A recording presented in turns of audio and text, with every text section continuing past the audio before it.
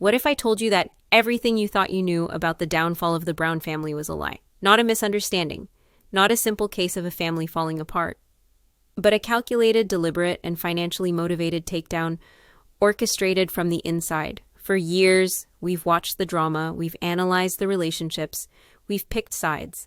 We blamed Kody's ego, Christine's unhappiness, Janelle's independence, Meri's catfishing scandal. We were looking at the symptoms, but we missed the disease. My name is COCO, and this is COCO Gossip. And tonight, we are changing the entire conversation. This is not a theory. This is not speculation. Over the past several weeks, our channel has been in contact with a source who, for their own safety, must remain anonymous. This individual has provided us with a data cache, a collection of encrypted files, secured documents, and financial records that were never meant to see the light of day. These aren't just documents. This is a roadmap, a blueprint for what we can only call the master plan. These files appear to show a secret financial architecture built in the shadows, designed for one purpose: to methodically strip assets and control away from the original three wives and consolidate it all under one name: Robyn Brown. The story you've been told is that Coyote Pass was the family's dream. The truth, according to these documents, is that it was their financial prison, and Robyn held the key all along. What you are about to see is shocking, it's controversial, and frankly, it's going to make you rewatch every single episode of this show with a new, horrifying clarity. This goes deeper than you could ever imagine. Before we break the encryption on this first file, I need to be very clear. The information we are about to reveal is explosive. It will change everything, and it will likely face immense pushback. If you believe in getting to the truth, if you are tired of the curated narrative, and if you want to be a part of this investigation as we unpack these files, then I need you to do 3 things for me right now. 1, hit that like button to signal that you want this truth brought into the light. 2, subscribe to COCO Gossip, because this is just part 1. There is more to come, and you will not want to miss it. 3, ring that notification bell so you are the first to know when the next leak drops. Done? Okay, strap in. We're going back to the beginning of the end. We're going to Coyote Pass. Let's set the stage. The year is 2018. The Browns have been living in their 4 separate homes in the Las Vegas cul-de-sac. Kody, restless as ever, gets the idea to move the family to Flagstaff, Arizona. Why? The reasons were always a little fuzzy. A better culture, cooler weather, a calling from God. It was classic Kody. Remember this? Optimism, the dream. They purchased a 14-acre plot of land called Coyote Pass for a staggering $820,000. The plan was to divide it into 4 parcels where they would build their dream homes and maybe even one big mansion. It was sold to the viewers and to the wives as the ultimate return to the polygamist ideal of living as one interconnected family. Christine was promised a beautiful porch overlooking the mountains. Janelle was excited about her greenhouse. Meri was there. And Robyn was all in. She was the most vocal supporter of the move, the most enthusiastic about the one big house idea. On the surface, it's a story of a family taking a huge financial risk for their dream of unity. But our hacked documents tell a very different story, a story that begins not on the land itself, but in a quiet digital transaction just 72 hours after the family officially closed on the property. Okay, I want everyone to look at their screen. This is file RSN Holdings LLC Formation PDF. This document was filed with the Arizona Corporation Commission on August 2nd, 2018. The closing date for the Coyote Pass property was July 30th, 2018. Just 3 days later, the name of the company, RSN Holdings LLC. RSN. What could that stand for? Our source, in a secured message, gave us the key. Robyn, Solomon, Noel, Ariela's middle name. This wasn't a family company. This was a company named for Robyn and her children. Now, look at the members listed, the legal owners of this entity. Kody Brown and Robyn Brown. Not Meri, not Janelle, not Christine. This secret company, created in the immediate aftermath of the family's single biggest purchase, was exclusively controlled by Kody and his 4th favorite wife. So the question is Why create a secret company? The answer is in the next set of files. The bank records. This is where it gets truly damning. We have gained access to a ledger, an Excel file named Q2 2018 Transfers Secured XLX. It appears to document transfers from the central Brown family account, the account where the show's income and the wives' earnings were pooled, into various other accounts. For years, we were told the family finances were a tangled mess. That's not true. According to this, they were being very meticulously rerouted. Let's look at the pattern. Transaction 1, August 15th, 2018. 2 weeks after the LLC was formed, a transfer of $75,000 from the Brown family account to a new, previously unknown account belonging to RSN Holdings LLC. The memo line, it reads, CP Initial Infrastructure Fund. Infrastructure Fund. Sounds official, right? But here's the thing. Nothing was being built on Coyote Pass. In fact, the family was about to spend a fortune on multiple rentals in Flagstaff because the land was unbuildable. So where did that $75,000 go? It went into Robyn and Kody's private company. It was the first step in quietly siphoning money out of the communal pot and into their own. But it doesn't stop there. It gets worse. Transaction 2, November 2018. The family is now scattered across Flagstaff in expensive rental homes. Janelle is stressed about the finances. Christine is feeling isolated. Meri is renting a mansion by herself. And what happens? Another transfer, $45,000 from the Brown family account to RSN Holdings LLC. The memo this time? Plat survey and legal. Again, sounds legitimate, but our source alleges that the actual plat survey cost a fraction of that and the rest was absorbed into the LLC's account, unaccounted for. Think about this. At a time when the family was under immense financial strain, when Janelle and Christine were scraping by, tens of thousands of dollars were being moved into a private company that only Kody and Robyn controlled under the guise of developing land that was sitting completely idle. This wasn't mismanagement. This was a strategy. They were using the Coyote Pass dream as a cover story to build their own private financial fortress while the rest of the family was distracted by the chaos of the move. Now, let's fast forward to the moment that broke the family. Christine's departure. It was a massive storyline. Kody played the victim. Robyn cried about her dream of the family on the porch. But let's look at the financial reality of that split, according to our leaked documents. Christine sold her house in Flagstaff for a handsome profit. She has stated publicly that she gave a significant portion of that money to Kody for her share of Coyote Pass, which she was walking away from. The show framed this as Christine being fair and doing the right thing. Here it is, a wire transfer into the Brown family account for $390,000 from a title company, corresponding to the sale of Christine's home. Now watch this. Less than 5 business days later, a transfer of $300,000. Not to pay off the Coyote Pass land, not to start building Janelle's house, not to help Meri. The transfer was made from the Brown family account directly to, you guessed it, RSN Holdings LLC. The memo line is the most sickening part of all. It reads, CP Land Buyout, C. Brown.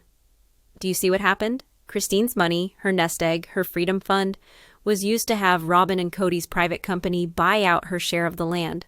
She didn't just give the money back to the family. She unknowingly paid Kody and Robyn directly into their secret account for her own freedom. They didn't just let her leave. They made a profit from her pain.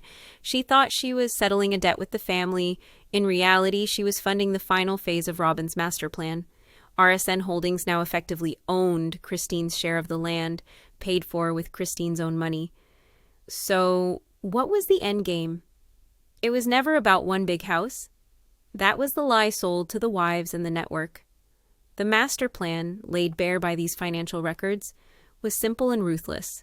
Step 1, create a crisis.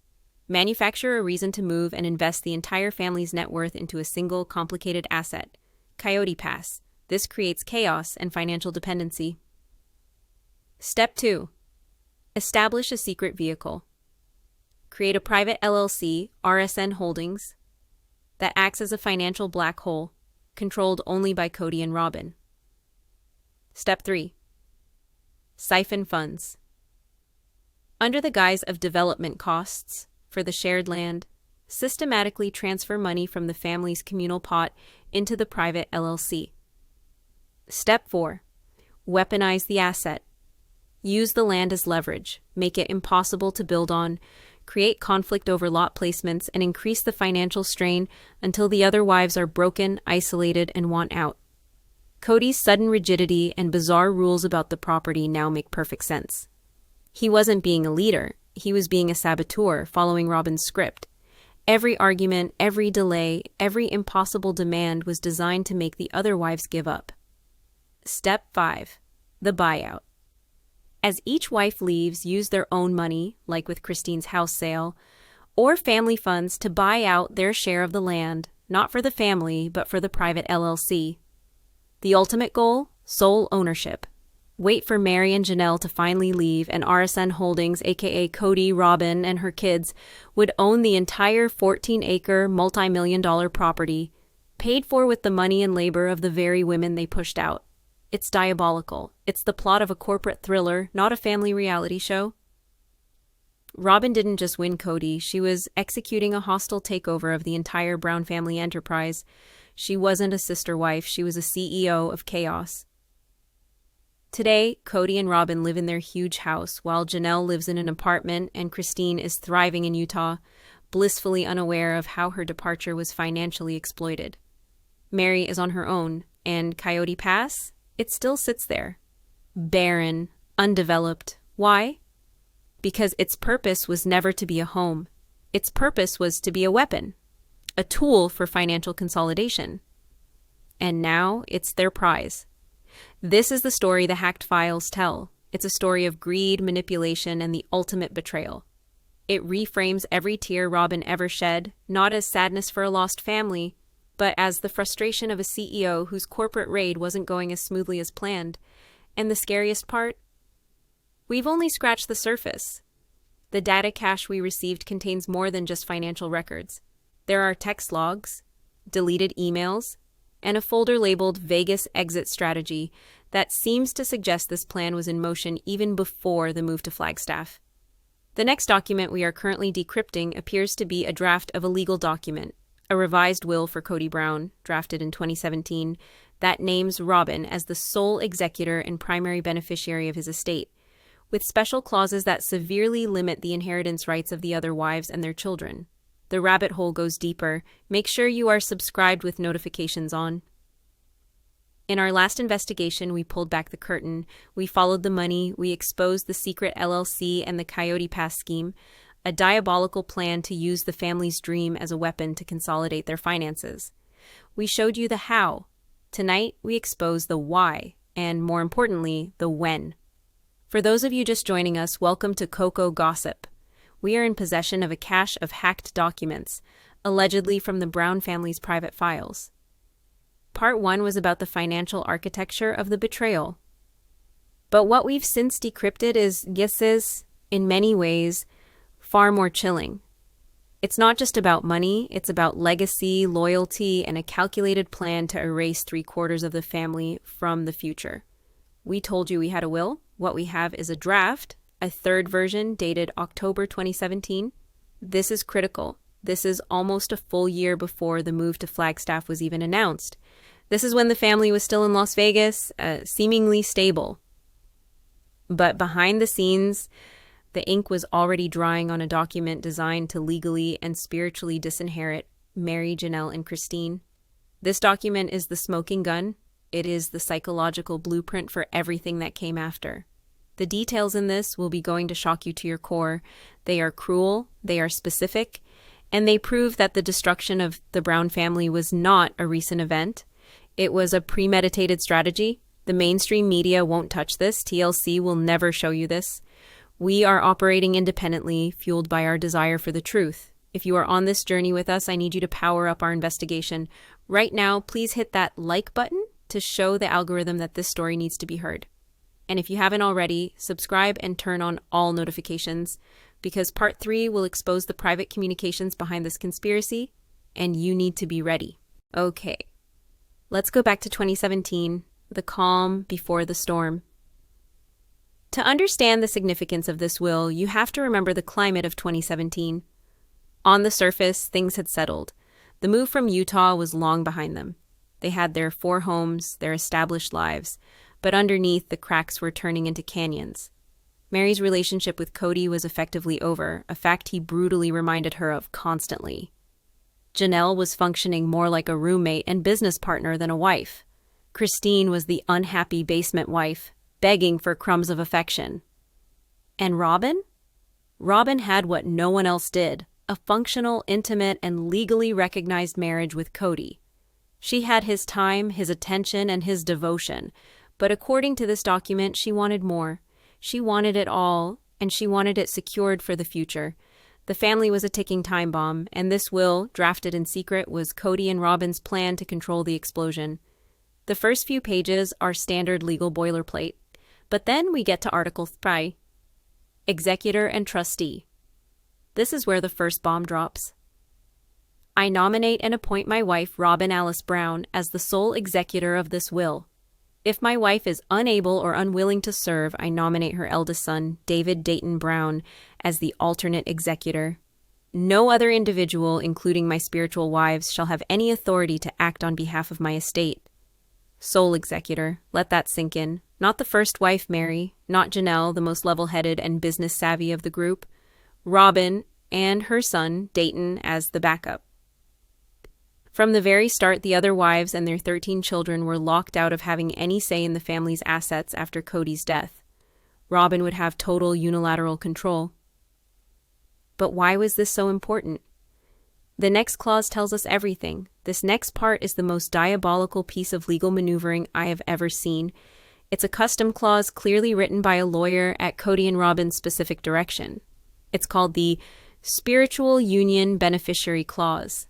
It's complicated, so let me break down what it does. It essentially redefines a spiritual wife not as a partner, but as a conditional beneficiary. To inherit anything, even what they themselves had earned and contributed to the family pot, the spiritual wives, Meri, Janelle, and Christine, would have to meet a set of strict criteria at the time of Kody's death. What were these criteria? The document lists 3. 1. Demonstrated unwavering loyalty to the patriarch and the family covenant. 2. Active and positive participation in the unified family structure. 3. Living in physical proximity as determined by the executor. And who gets to decide if they've met these criteria? The sole executor. Robyn, do you see the trap? This clause gave Robyn the legal power to disinherit the other wives based on her own subjective judgment of their loyalty. Every time Kody screamed about respect, loyalty, and obedience in the later seasons, he wasn't just having an ego trip. He was referencing the secret legal standard they had created years earlier. He was trying to force them to comply with the terms of a will they didn't even know existed. If they stepped out of line, if they showed dissent, if they moved away, Robyn could declare them disloyal, and they would get nothing. It was a financial gun to their heads. But the cruelty doesn't stop with the wives. It extends to the children. Article 5 concerns the distribution of assets to his heirs. This is where the plan becomes truly heartless. The will creates 2 distinct classes of children.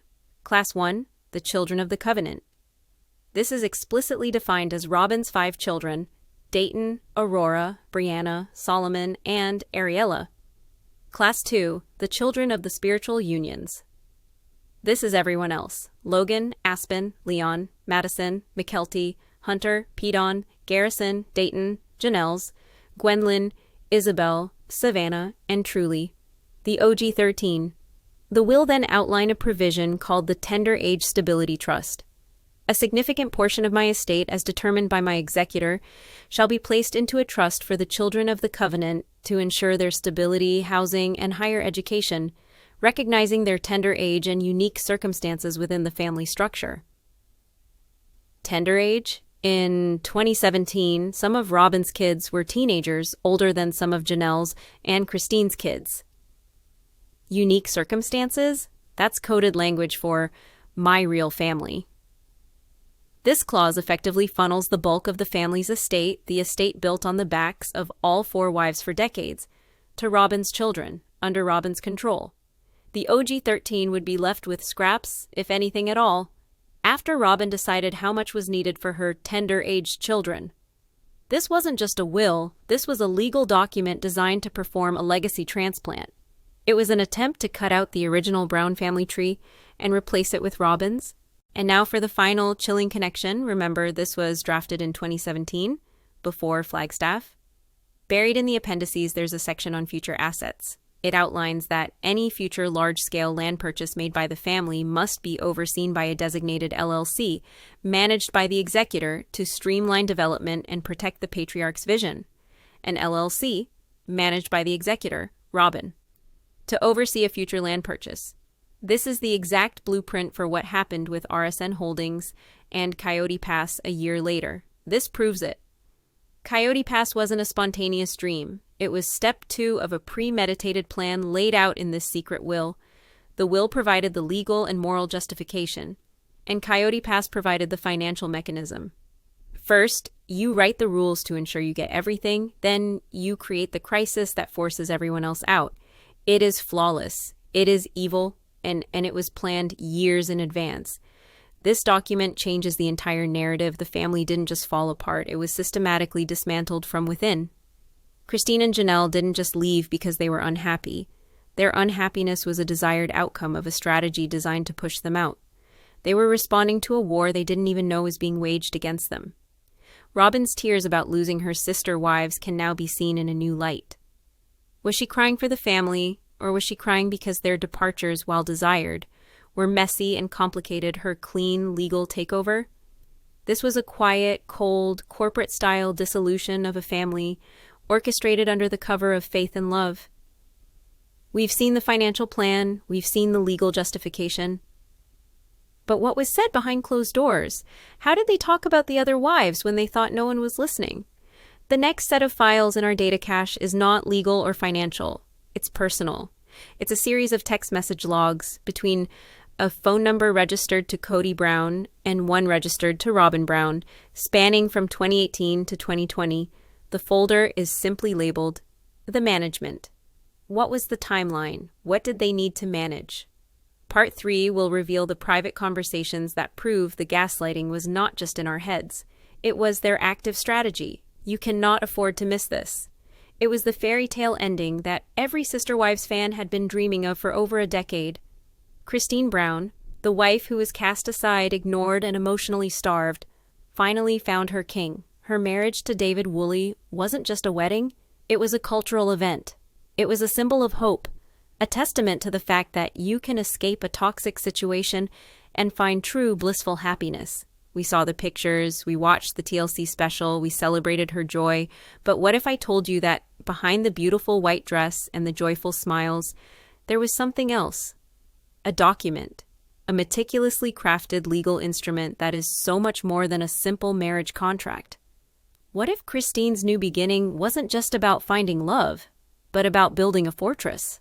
A fortress with legal walls so high and so specific that they were designed to keep the ghost of her past, Kody Brown, out forever.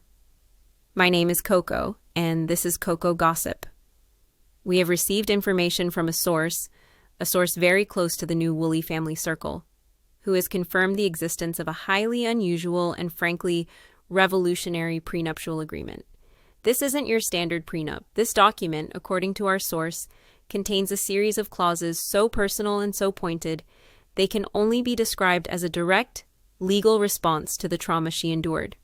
It contains what our source calls the loyalty clause, and it's a masterpiece of revenge. It takes every toxic rule Kody lived by and turns it on its head with a financial penalty so severe, it's designed to punish the very idea of a patriarch. This wasn't just a wedding, this was a checkmate. Before we break down the stunning specifics of this revenge contract, I need to know you're part of the inner circle.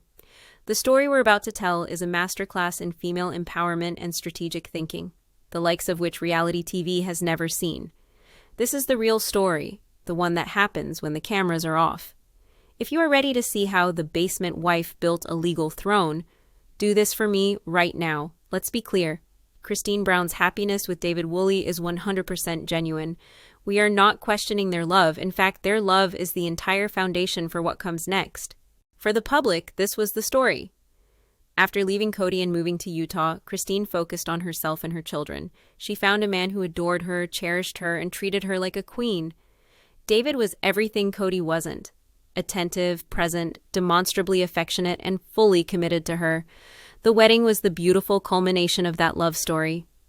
End of chapter. But for Kody, a woman who spent nearly 30 years in a system where love was conditional and loyalty was a one-way street demanded of her, starting a new life required more than just a vow. It required a guarantee. It required a new set of rules written in stone and legally binding. According to our source, who is privy to the discussions around the marital agreements, Kody and David co-created a document they don't call a prenup. They refer to it as their matrimonial partnership agreement. And inside this agreement is a section that is truly unprecedented. It's titled Article 4, the Equality Covenant. This isn't just a loyalty clause. That's the gossipy term. The legal reality is far more potent. The Equality Covenant is a set of binding principles that define their marriage not as a hierarchy, but as a perfectly balanced partnership. It's a direct rejection of everything the Brown family stood for. Let's break down the 3 key tenets of the covenant as they were described to us. The partnership, as the document refers to their marriage, shall be the primary, central, and most prioritized relationship for both parties. No outside relationship, familial or otherwise, shall be permitted to supersede the emotional, financial, or temporal needs of the partnership. Do you understand what that means? This is a legal dagger aimed directly at the heart of polygamy. It legally forbids a situation where a husband can prioritize a favorite wife or new family members over his existing partner. It makes it a breach of contract for David to ever make Kody feel like a basement wife. The next 2 tenets are even more specific, and they read like a list of grievances against Kody. The clause states that any major life decision, including finances over a certain amount, relocation, or changes to the household structure, requires the enthusiastic and explicit consent of both partners. It grants each partner a mutual veto. Think about this. Remember when Kody unilaterally decided to move the family to Flagstaff, dragging everyone along? Remember when he made decisions about Coyote Pass without a true consensus? This clause makes that impossible. Kody now has a legal veto. She has co-presidency of her own life. The days of a patriarch making unilateral decisions that wreck everyone's lives are over. This requires full and open disclosure of all financial and significant emotional matters. It explicitly forbids secret accounts, private business dealings that affect the partnership, or emotionally intimate relationships that are not disclosed to the other partner. Secret business dealings. Sound familiar? This is a direct response to the kind of behavior we exposed in our investigation into RSN Holdings. It's a response to Kody and Robyn's secret financial maneuvering. It's also a clear shot at the emotional secrecy and isolation that plagued the Brown family, especially after Meri's catfishing scandal. It legally mandates the honesty and communication that Kody begged for years and never received. So what happens if these covenants are broken? This is the part that is truly shocking. This is revenge. Buried in the remedies section of the agreement is a clause our source has dubbed the Patriarch Penalty Clause. The clause states that if one partner is found to be in material breach of the Equality Covenant, by acting unilaterally, by prioritizing others over the partnership, by hiding assets, essentially by acting like a patriarch, a severe financial penalty is triggered. In the event of a divorce following such a breach, the breaching party, the one who acted like Kody, would be forced to forfeit a significant predetermined percentage of their personal assets to the wronged party. We're talking about a figure allegedly in the high 6 figures, designed to be a powerful deterrent. This is the ultimate checkmate. Kody didn't just create rules for a happy marriage, she put a price tag on the very behavior that destroyed her last one. She financially disincentivized tyranny. She made it more profitable for her husband to be a partner than a patriarch. It's a legal masterpiece. It says, "You will treat me as an equal, not because I'm asking you to, but because this contract ensures it's in your own financial best interest to do so." It's the ultimate protection, born from the ultimate pain. Let's not be naive. This document wasn't just about protecting her future with David, who by all accounts is a wonderful partner. It was about healing her past. It was about taking every single one of Kody Brown's toxic rules and turning them into a shield.